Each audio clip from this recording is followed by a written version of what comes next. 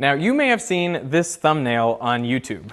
I mean, I can actually basically guarantee that YouTube has been shoving this in your face, like, click, click, click, click it again. So you might be wondering why. Why did this video in particular go viral?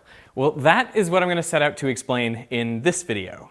But I'm going to start with something that seems unrelated, which is YouTuber burnout.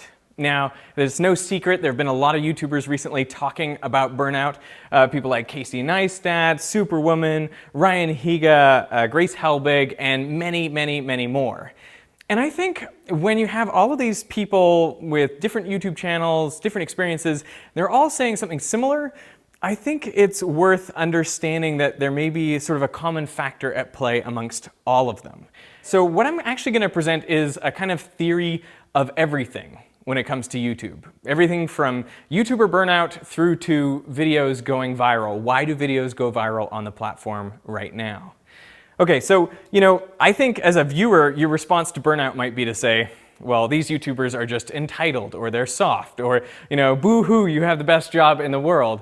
Or your other response might be that burnout happens in every industry. So why should we care about this YouTuber thing? But I think that YouTuber burnout is a more specific phenomenon. I think there's something particular going on here. And it all starts with the YouTuber life cycle. I mean, if you think about a YouTuber who's complaining about burnout, they've had some success on the platform where their views are rising. And of course, that's exhilarating. It feels great. And you're working pretty hard, but you're seeing it pay off. And then at some point, your views start to falter. So maybe you work a little bit harder, but things don't really change and the views, continue to fall. I think there's a certain thing to do with the psychology of anchoring here. Once you have a certain number of subscribers, then, 100,000 views, which might be amazing in the beginning, feels like a horrible disappointment. So there's a real problem between sort of expectations and reality. And to me, this is a big part of why YouTuber burnout happens. Now, if you look at what the YouTubers are saying about this, you find that a lot of them are taking responsibility themselves. And they're also making some clear cause and effect relationships, which, kind of seem to make sense. Okay, so this idea, we assume that views reflect something about video quality. We kind of make that assumption. And so when there are, fewer views taking place, that means the video is lower quality. This is just kind of, I think, instinctive. But I want to question that. I also want to question these YouTubers who essentially put the blame on themselves and say, they're just not making as good videos anymore. To me, I think there's something else at play, and it is the system. So from time to time, I like to go over to Google Trends, where you can basically search any search term and see how much traffic there is, how many people are searching that term at any given time. And if you search for Veritasium, basically since 2004, you see, well, this kind of curve, which might make you ask the question, where on the YouTuber life cycle do you think I am? And of course, this little spike here is from my black hole videos. This over here must be some Harry Potter fans who are bad at spelling. So this is how much people are searching for me, which I think kind of correlates to, how much my videos are being shown on YouTube and how much people are watching them and enjoying them. Now let's look at a similar channel for comparison. How about the channel Numberphile? It's also an educational channel, but it's very different, made by very different people and with very different schedules, very different topics that we've tackled, and yet these graphs look pretty similar. Let me have a look at one more. So this is the ASAP Science curve. So here you have Veritasium, Numberphile, and ASAP Science, 3 educational YouTube channels, which all follow a fairly similar pattern on Google Trends. So my question is, why is this? Why should we follow a similar trend? Well, the obvious answer is the algorithm. And the algorithm has a very important job because in traditional media, there are not that many works produced. I mean, in American theaters last year, there were about 800 films. 800 films, that's it. On TV, there were 500 scripted TV shows. But when it comes to YouTube, it doesn't even compare. I mean, I don't even think that they advertise the number of hundreds of hours uploaded every minute. The obvious analogy is that you're really just seeing the tip of the iceberg. But in the case of icebergs, you see, almost 10% of the ice above the surface. In the case of YouTube, you're seeing just the tip of the tip of the tip of the tip of the tip of the iceberg. Basically, statistically speaking, you are ignorant of everything on YouTube. And yet, YouTube claims that they have this algorithm, which you can think of like the brain of the platform, that can connect an audience that knows almost nothing of what's on the platform to the particular types of content they like. And in the best case, they would argue, YouTube would argue, that the algorithm is basically the audience. The audience decides what they want to watch, and the algorithm is just reflecting that. But of course, we are not in this ideal world, and the audience itself is always kind of shifting and changing who they are and what they like to watch. And so the algorithm you can think of as following the audience. The algorithm is chasing this audience around and trying to reach them. Now, what YouTube doesn't much consider is that, well, the YouTube creators use their content to try to chase the algorithm. So these YouTubers who would love to be creating content about, whatever they're most passionate about in whatever way, they also see what's popular on the site, and they try to make content that will please the algorithm. And so there's a way in which the content is chasing the algorithm is chasing the audience. And if the content actually manages to catch up with the algorithm, you get a kind of perverse situation in which the algorithm is the content. I mean, what do I mean by that? Just a crazy thought experiment. If YouTube wanted more videos of snails, they could make that happen. They don't actually have to go out and make any snail videos. If they just, promoted videos with snail in the title, tomorrow there's going to be a whole bunch on the front page and trending, and then creators be like, oh, snails are the new thing, and they're going to go make a bunch of videos about snails. YouTube would love to believe that creators don't care about the algorithm, but they do. It's like the core aspect of how creators decide what content to make. Just as a more down-to-earth example, I can show you a graph of the length of my videos from 2011 through to today. And what you see is, at the beginning, all of my videos average about 2 or 3 minutes in length. But these days, I'm fast approaching an average length of video of 10 minutes. Now, YouTube never came to me and said, Derek, you have to make longer videos.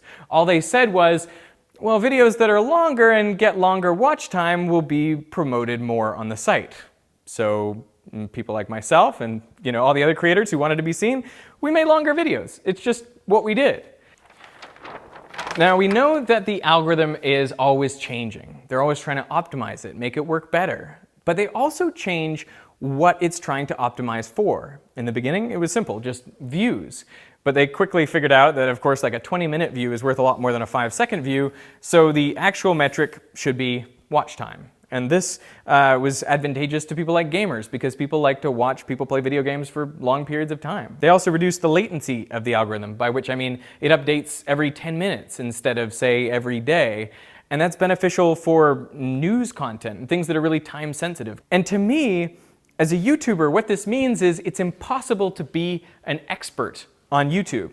If you look at what it takes to become an expert at anything, according to the Nobel Prize-winning economist Daniel Kahneman, you need, of course, many, many hours of practice, effortful, deliberate practice. And on YouTube, I would argue we get that. You also need timely feedback. And again, on YouTube, we're given plenty of tools to be able to see how our videos are performing.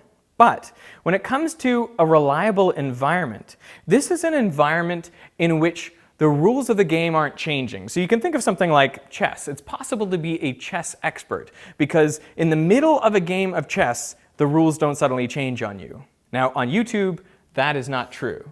We are not playing by the same rules the whole time because the algorithm is constantly changing. And so that puts us in this position where it's kind of impossible to be experts, and instead we're a little bit more like caged pigeons. Okay, go with me on this. There was this famous experiment where pigeons were put in a cage with a lever, and if they pushed the lever, then they would get some food. And so they very quickly learned that they needed to push the lever and the food would come out. So that's fine. But in another part of the experiment, they disconnected the lever from the food output, and they just supplied food into the cage kind of at random. And what did the pigeons do? Well, they started to do the types of behaviors that they were doing when the food appeared. So if one was preening itself, then it would keep preening itself with the expectation that food was coming. And this one, maybe was pecking the ground. So the point being, they started to engage in these superstitious behaviors because they had related some sort of cause and effect, but there actually wasn't a cause and effect there.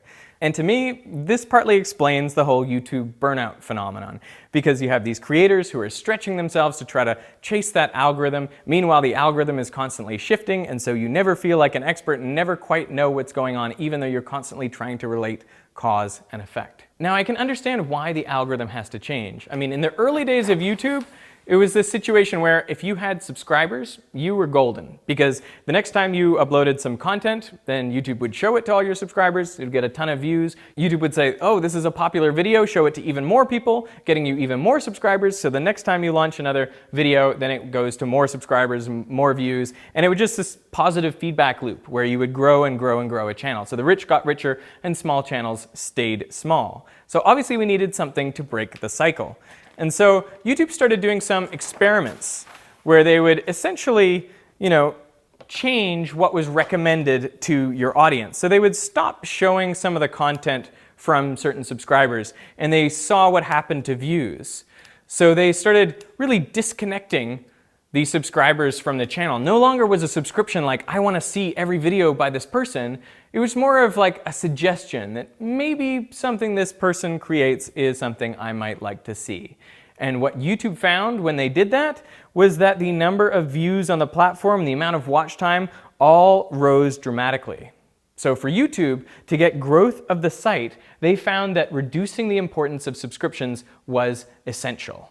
And this kind of makes sense if you think about it. I mean, if you make one great video, that doesn't necessarily mean that every video you're going to make is going to be great. So it makes sense for YouTube to step in and play some role in terms of determining what gets shown to which audience members. Now, as has been observed by MatPat previously, moving away from subscriptions moves YouTube back to what it was like to sell newspapers on the street. You really had to inspire people to buy on the spot. You have to serve up really sensational news items. This is also called yellow journalism. It was only once the newspapers built subscription models that newspapers could make sober journalism a reality, something that they focused on, because they already had your eyeballs. They didn't have to fight for that sort of attention. They didn't have to be as sensational. But YouTube is going in the opposite direction. Reducing the importance of subscribers means increasing the importance of sensationalism and clickbaity thumbnails. And so a few weeks ago, I was out at the Creator Summit in New York, and I met Mr. Beast. I showed him some of the footage from this video I was working on about the shade balls in LA Reservoir. And Mr. Beast took one look at it, and he said to me, "That's a banger." Which I think is pretty funny, but I think clearly he knew that this was going to be a video that would take off. And we talked about titles and thumbnails. You might have noticed that the thumbnail borrows a bit from, say, his work with cereal and Orbeez in backyards. And I told him that I was thinking about calling it something like Throwing Shade Balls. And he was like, no. He suggested, why are there 96 million black balls on this lake? Now, I changed it to reservoir because, let's be real, that's what it is. But it just goes to show how important the title and thumbnail are. What I learned talking to Mr. Beast was that going viral, you can boil down to two metrics. You need to do two things with your video in order for it to go viral, and I mean tens of millions of views, as his channel shows. Okay, the first thing, maybe not surprising, is watch time. So when people click on your video, they actually have to watch a significant portion of it. It's useful if that's sort of 7 or 8 minutes. Now that is the actual time that they watch. So you need a longer video than that, say 15 minutes, if you want the average watch time to be around that 7 or 8 minute mark. Now for me, watch time is not that exciting of a metric to know that I have to hit, because I know that most people already watch most of my videos. So for me, the big insight came with number 2. If you want a viral video, you need to have a high click-through rate. So that is the total number of clicks on your titles and thumbnails divided by the number of times that title and thumbnail have been shown. That is your click-through rate. And Mr. Beast showed me this graph showing that as you approach, 10%, 20%, 30% click-through rate, then the number of views and the number of impressions that video will get just skyrockets. It jumps dramatically. Now, on the one hand, that kind of makes sense because, if people are clicking a video, obviously you're going to get more views. But it is such a dramatic increase that it really turns the site into a place where the title and thumbnail are everything. You can have a great video, but unless you have a great hook to get people in, it's not going to go viral. And so it was amazing to hear all these different YouTubers talk about how they optimize a thumbnail. Many people told me that when they were working on a thumbnail for a new video, they would actually Photoshop it onto a screenshot of their current YouTube home screen in various positions and just see how eye-catching it was. They're really working hard to make these thumbnails as clickable as possible. It's like weaponizing the thumbnail. And that arms race is only set to increase with the introduction of real-time click-through rate, which is coming out in a month or two. So what you can bet will happen is that creators will launch a video and then they'll be sitting there with all these different variants of thumbnails and they'll be swapping them out and looking at what that does to click-through rate and then going with the one that leads to the greatest click-through rate. And you can imagine if you don't do this, you're going to be left behind because all the other creators are sitting there swapping their thumbnails to get the highest engagement that they possibly can on their videos. And if you're not doing that, then your videos will end up getting buried.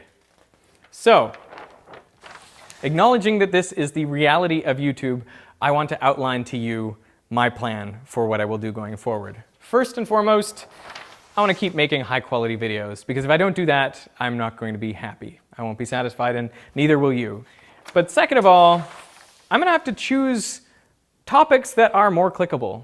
Because frankly, if I'm going to work for days and weeks and months on a video, I would like that video to get, say, 10 million views instead of 500,000. So a lot of that comes down to, is this topic clickable?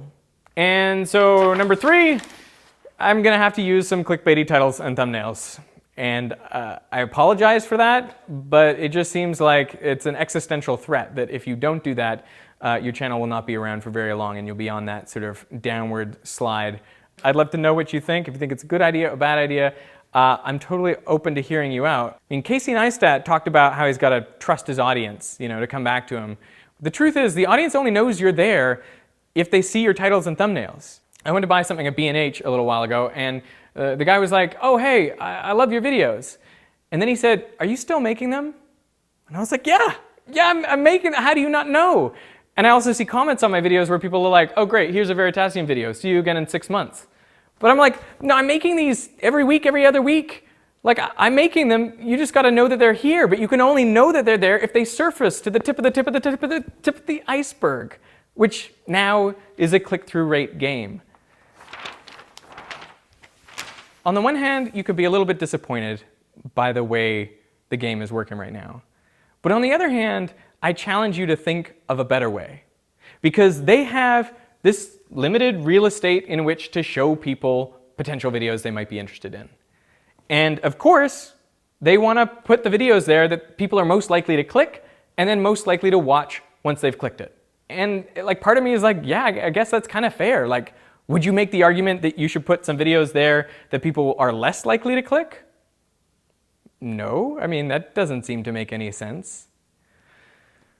So I kind of feel like this is the inevitable, rational endpoint for any algorithm that is trying to optimize what people are watching.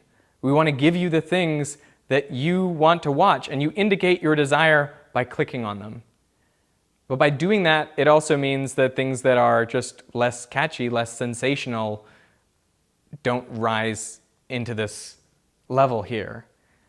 And I wonder, more broadly, how does that affect us? How does that affect the YouTube platform? If the YouTube platform becomes like a real clickbait site, who wants to go there? What types of audience will come there? Will there even be an audience for educational content?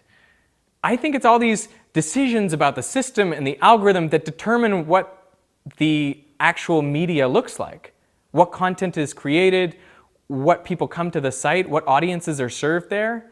And I think this is a broader issue than just YouTube. I mean, everywhere now we can be served the things that we really want.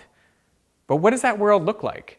I mean, you might have thought it would be this utopia, but I would argue that it's not, because it silences all these voices that you would otherwise get, in a more curated marketplace if you're just going for the things that drive the clicks. That is a very skewed view on the world, and I'm not sure it's for the best. But there is one way, on YouTube at least, to short-circuit this effect, and it is to ring that bell. And you're like, oh, the whole point of this video is to get to this point and tell you to ring the bell. I mean, no. If you want to ring the bell, I encourage you to do that now, because I feel like I never encourage people to subscribe or ring the bell on this channel because it seems needy, and I think you can do whatever you want whenever you want it. But in this ecosystem where click-through rate is king, where millions of black balls on a reservoir is the thing that is going to rise to the surface, the only way to get around that is to have people who are notified every time I make something. So I want you to think about the videos that I've made, in the past and so far this year, and think about, do you want to know about every single one of those? And if you do, then I encourage you to click the bell. And the more people who do that, the less I will be driven to make clickbaity titles and thumbnails and videos, because I'll know that I can reach my audience without having to appeal to, the basest instincts of people. So if you want to see more of what I'm doing, click subscribe, ring the bell, and if you don't, then please, unsubscribe, because it's good to give YouTube as clear of signals as possible. But I think there is a bit of hope for the future, because what I've described is the way YouTube appears to be working right now. But I think that, we know that the algorithm is always shifting, and what I've heard is that the direction YouTube wants to go is optimizing for long-term, satisfied watch time.